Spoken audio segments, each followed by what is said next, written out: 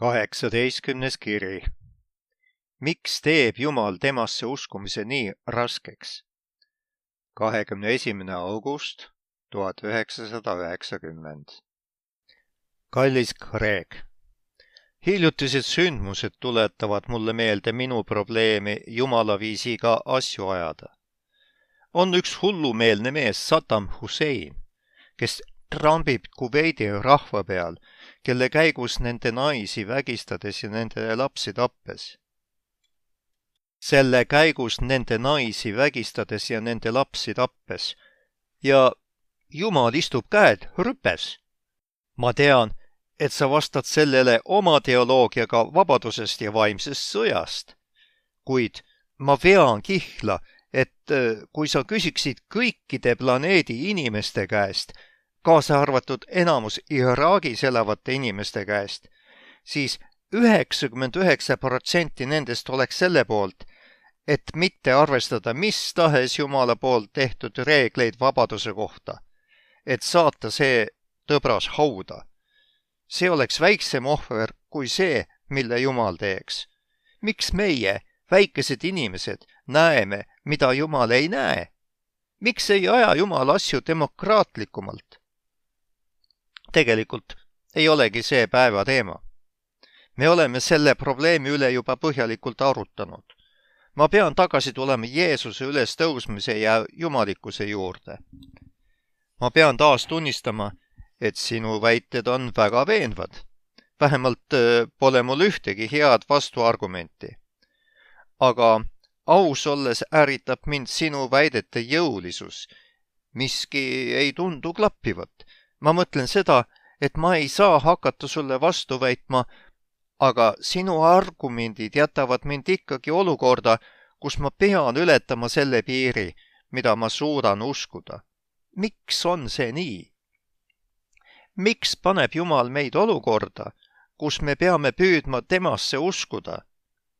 Miks mängib ta inimkonnaga, õrritades meid tõestusega, mis on piisav meile ebamugavustunde tekitamiseks, kuid ei tule kunagi ise otse endas selgust tooma?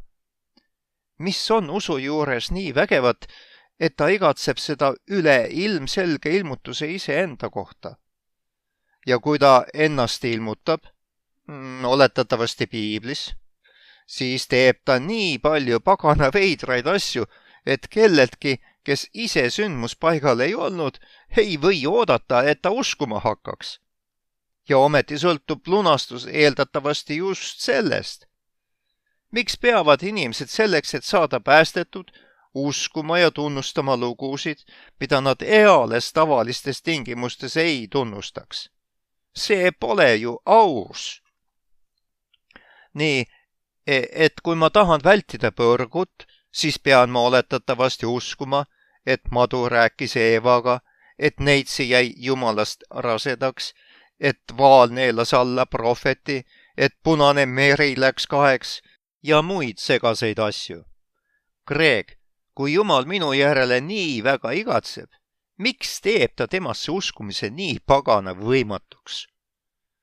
Ta annab tõestust siin ja tõestust seal, piisav meie mõtlema panemiseks, aga siis söödab ta meile ette need teised veidrad asjad, mida me kuidagi tõsiselt ei saa võtta.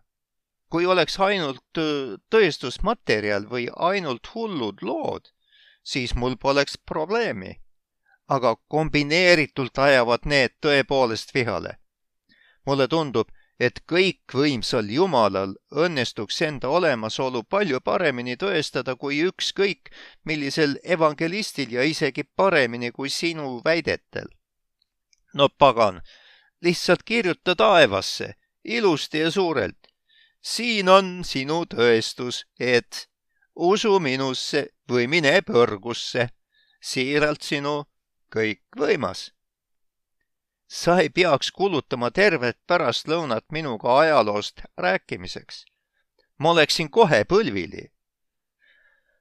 Küllap läheb asi aina paremaks, aga mida veenvamad on su argumendid, seda rohkem ma ärritun. Ja viimasel ajal mõtlen ma liiga palju kogu selle materjali peale, mis tähendab, et ma kõnnin ringi ise vihane ja väsinud. Mul pole õrna aimugi, mida sa mu heaks teha saad. Ehk seda, et räägi oma nii-öelda vaimule, kes oletatavasti minu südame kallal nokitseb, et ta nurgast välja tuleks ja midagi taevasse kirjutaks. Peale selle on minu saatuseks vist olla uudishimulik ja frustreeritud skeptik ja sinu optimism minu suhtes on määratud pettumusele. Siiralt sinu isa. 6. september 1990. Kallis isa, ma jagan sinuga antipaatiat Husseini vastu, aga mitte teoloogilisi järeldusi, milleni sa jõuad. Ole Husseini peale vihane. Süüdista teda ja süüdista tema taga olevat kurjuse jõudu, kuid samuti kurjuse jõudu USA ja teiste riikide juures, kes ükski pole sellises olukorras süüst puhas. Kuid jäta Jumal mängust välja arvatud abi palumiseks. Tema on rohkem vihane ja kurb selle olukorra pärast, kui ükski inimene kunagi olla võib. Meie moraalne meelepaha tuleb ju ikkagi tema käest. Seega on tema õigluse, õiguse ja rahu poole peal. Ma võin vaid öelda, isa, et kui ma kunagi suudan sinu tulisuse õigesse kohta suunata, siis saab sinust üks vägev palvevõitleja. Mulle meeldiks sind näha olemast niisama vihane saatana peale, kui sa oled Jumala peale. Minnes sinu kirja sisu juurde, tahan ma sind kõigepealt aususe eest tänada. Ja aitäh, et sa mu argumente tõsiselt võtad. Ma tõeliselt hindan seda austust, mis sinu kirjadest alati õhkub. Ma pole kunagi tundnud, et sa ilma mõtlemata minu väiteid kõrvale lükkaksid. Mul on kahju, et sa kogu selle värgi pärast väsinud ja vihane oled, aga mõnes mõttes pole ka. Minu vaatevinklist vaadatuna on see positiivne. Millegi nii põhjapaneva muutmine, kui seda on maailmavaade, pole kunagi lihtne. Ergiti, kui sa oled oma maailmavaatega juba nii kaua elanud, nagu sa seda oled. Mõistust ja isegi südant tiritakse ühe korraga eri suundades. Seda nimetavad psühholoogid kognitiivseks dissonantsiks. Eriti oluliste küsimuste puhul on see positiivselt valus. Mitte, et see sind lohutaks, aga ma arvan end veidi teadvat, kuidas sa ennast tunned. Veidi aega tagasi rääkisin ma oma kogemusest Minnesota ülikooli astronoomiatunnist tagasi kõndides. Minu arvates oli sõda kõikide tõestusmaterjalide vahel, mis rääkisid armastava looja olemasolu poolt ja vastu. Erineva intensiivsusega käis see sõda minu peas edasi 6 kuud. Ma pole kunagi nii armetult ennast tundnud. Kuid see polnud viimane kord.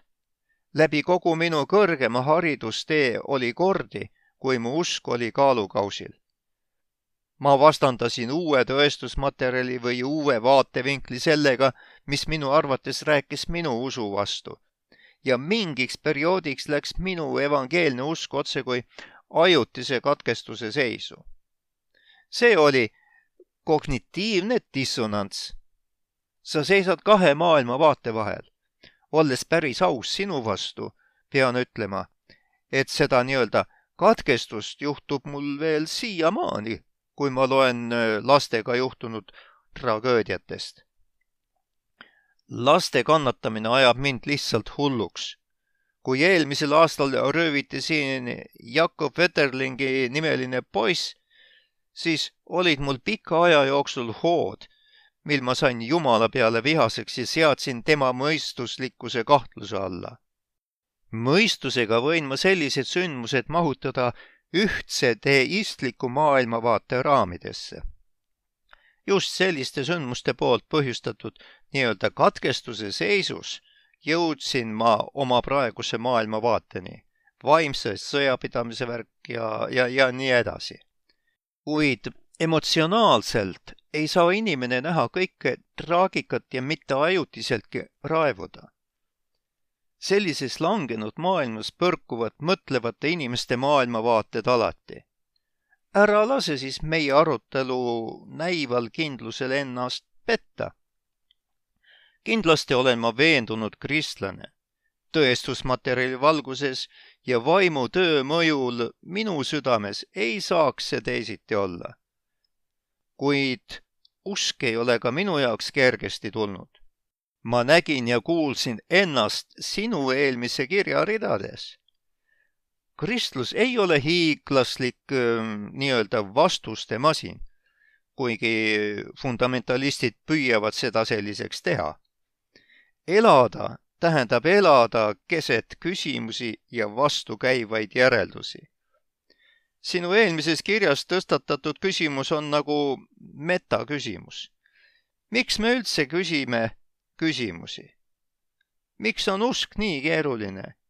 Miks pole Jumal rohkem ilmne?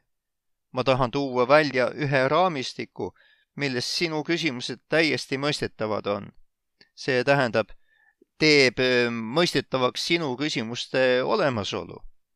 Kui kristlik vaade maailmale suudab seletada, miks dilemma olemas on, siis on ta minu arvates astunud sammu lähemale dilemma lahendamisele.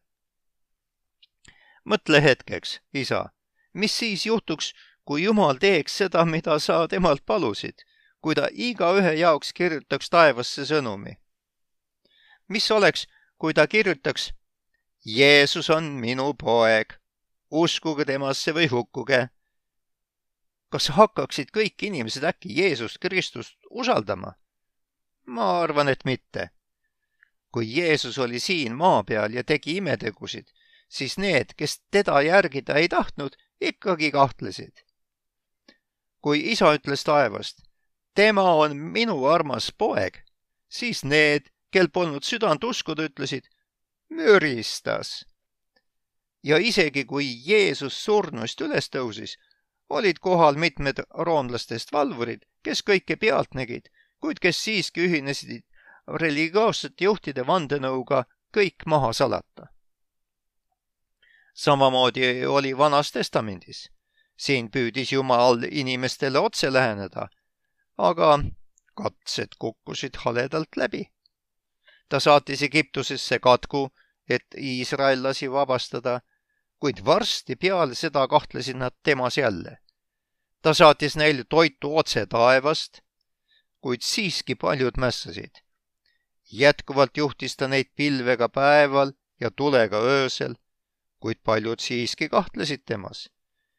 Ta andis neile isiklikult väga üksikasjalikke näpunäiteid endaga osaduses olemise kohta. Vana testamendi seaduse järgi oli neid üle 600, kuid rahvas rikkus iga ühte neist. Ja isegi, kui nad kõiki nii-öelda seadusi pidasid, ei õnnestunud Vana testamendi seadusel saavutada Jumala eesmärki iisraellastega, armastavat, usaldavat suhet.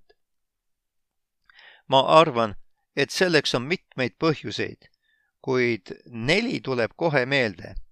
Esiteks pole tohutute sündmuste poolt avaldatav mulje meie jaoks kunagi jääv. Mulje tuhmub ajaga. Ma olen ise näinud Jumalat inimestele imelisi asju tegemas, kuid nädalate, kuude ja aastatega tuhmub algse mulje jõud. Kuna sündmus on ebatavaline, kaldub mõistus seda mäletama pigem unenäo kui reaalse olukorrana. See ei jää elu mõjutama. Kui keegi tahab oma usku imetegudele rajada, siis vajab ta pidevat dieeti, aga siis pole imed enam imelised. Lõpuks neid teeseldakse. See on juhtunud enamus usutervendajatest TV evangelistidega. Seega, kui Jumal kirjutaks igaühele isikliku sõnumi taevasse, siis võib see veenda mitmeid pöörduma, kuid ma kahtlustan, et jääv efekt puuduks. Teiseks, ei ole midagi, mida ei saaks seletada 2 erineval moel. Pilv, millel oleks kiri uskuge minu pojasse, võib olla veider pilveinformatsioon, narritamine, deemon, hallutsinatsioon, hääl, mis seda ütleks, võiks olla äike. Jeesuse imeteod võivad olla trikid, juhused või, nagu tolle aja religioossed juhid arvasid, deemonlik tegevus. Alati on võimalik asju ära seletada. Kuidas maa tekkis? Võib-olla oli üks suur pauk. Kuidas saavad inimestel olla südametunnistus, vabadus, armastus ja nii edasi? Lihtsalt keeruliselt liikuvad kemikaalid. Seletused ei pea olema head, vaid lihtsalt võimalikud ja vahel isegi mitte seda. Kuidas hakkasid jüngrid uskuma, et Jeesus kehastas Jumala ligiolu? Mõnele kõlbab mis tahes mõttevälgatus. Kolmandaks, pole meie maailmas jumalikud asjad nii selged, kui nad võiksid olla. Sest, nagu ma enne ütlesin, on meie maailm vaimuliku sõjapidamise risttules. On üks inimhingede vaenlane, kes kasutab oma hävitavat jõudu selleks, et pimestada inimeste silmad ja teha nende kõrvad kurdiks. 2. Korintuse 4.4. Seega on tõestus heast ja on ka tõestus kurjast, mis iga teema üle varju heidab. Ja vahel, kui asjad pole inimeste jaoks selged, pole põhjus mitte teema ebaselguses, vaid selles, et nende mõistus petetud teemonlike jõudude või inimeste endi kurjust valiva tahte poolt on varjutatud. Jumal võib hüüda nii palju, kui tahab, aga kui inimesed kõrvu lukus hoiavad, hüüavad nad, miks Jumal ei räägi? Lõpuks, isegi kui Jumala nii-öelda otsene lähenemine paistab toimivat, siis tegelikult see ei toimi. Jumal igatseb armastava ja usaldava suhte järgi meiega. Selleks me loodud oleme. Kuid kas Punase mere lahutamine teeb seda? Kas pilvedest rääkimine teeb seda? Kas jumalatute maasse neelamine teeb seda? Jumal katsetas nende kõikidega ja ükski ei toiminud. Parimal juhul võivad need inimesi pühendumisele tõotada või hirmutada ja seda ajutiselt. Need võivad ajutiselt käitumist muuta, kaasa arvatud hirmuga täidetud sõnad ma armastan sind. Kuid need ei põhjusta armastust. Kui Jumal vastaks meie palvetele ilmselgelt, kui ta oleks džinn pudelis, kes iga meie soovi täidab, siis tähendaks see ainult, et me kasutame teda, mitte ei armasta teda. Ta oleks, nagu ma varem olen öelnud, kosmiline müügiautomaat. Ja tema kangi juures oleks maailm täis ära hellitatud ja mitte armastavaid lapsi. Armastus tuleb valida. See peab olema vaba ja tulema südamest ilma väliste mõjutajateta. Aga ausalt öelda, on kõikvõimsal Jumalal väga raske nii käituda, et armastus ilmneks nendes tingimustes. Kui ta kasutab nii-öelda otsese lähenemise viisi, kuni alternatiivne seletus pole võimalik ja teeb seda piisavalt tihti, et mitte meie mõistusest kaduda, siis õnnestub tal ainult meid imestama panna või meid võludžinniga ära hellitada. Seega valib Jumal kuldse kesktee. Ta on piisavalt lähedal, et need, kes tahavad, saavad teda kogeda, kuid ka piisavalt ära, et need, kes ei taha teda kogeda, ei ole selleks ka sunnitud. Ja mõnes mõttes on neil õigus, kui nad Jumala eemal olemise pärast nurisevad.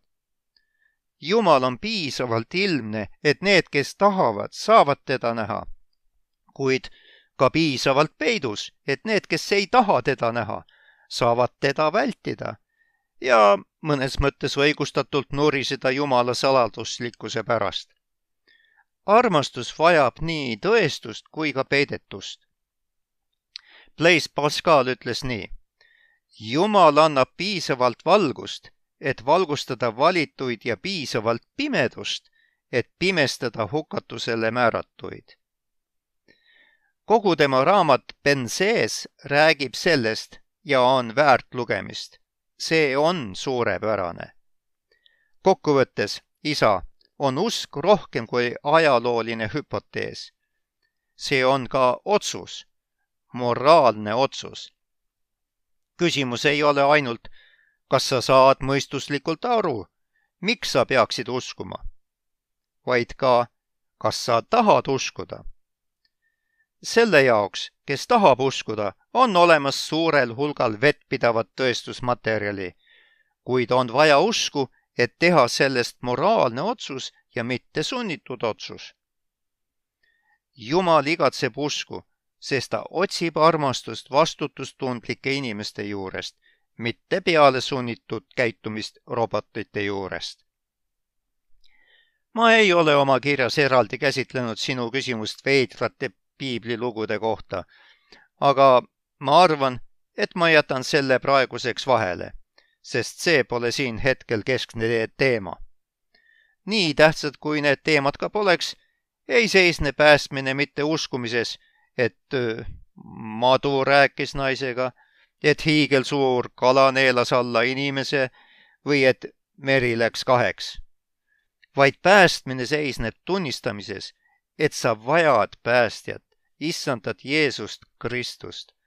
Suur osa piiblist saab arusaadavaks alles pärast südame puudutamist Jumala poolt.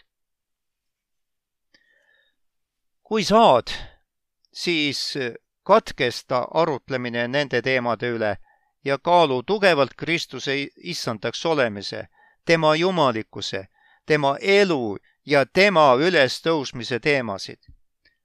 Tõestus on vaieldamatu, kuid mitte peale sunnitav. Otsus tuleb ikkagi teha.